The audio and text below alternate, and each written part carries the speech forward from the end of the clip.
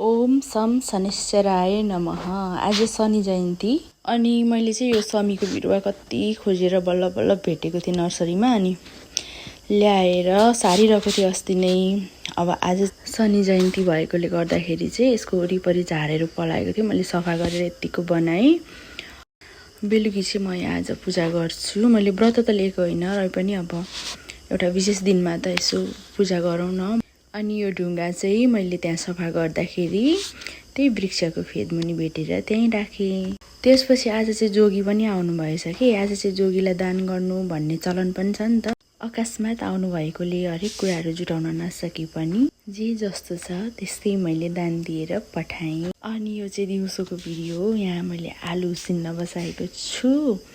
आज बाबुलाई नुडल्स खुवाउनु पर्यो भनेर मैले सुप पनि खुवाउने विचार गरेँ। उसलाई अलिक सन्चो थिएन कि, रुगा मार्गी लागिरहेको थियो।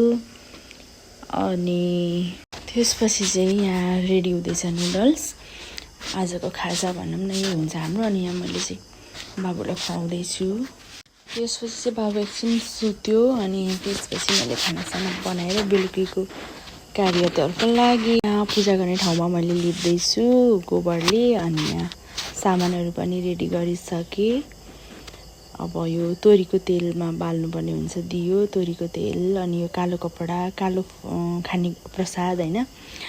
अनि कालो तिल, कपुर, यो मैले जाने जति फलाम होइन, सबै कुराहरू चाहिँ रेडी गरेर मैले जानेको सकेको मैले गरेँ। शनिदेव चाहिँ न्यायका देवता अनि कर्मफलदाता भनेर पनि चिनिनुहुन्छ।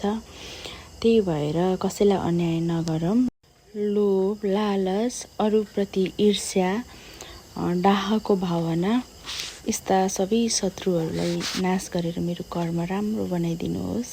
त्यसको लागि त मेरो आफ्नो कोसिस पनि रहनेछ।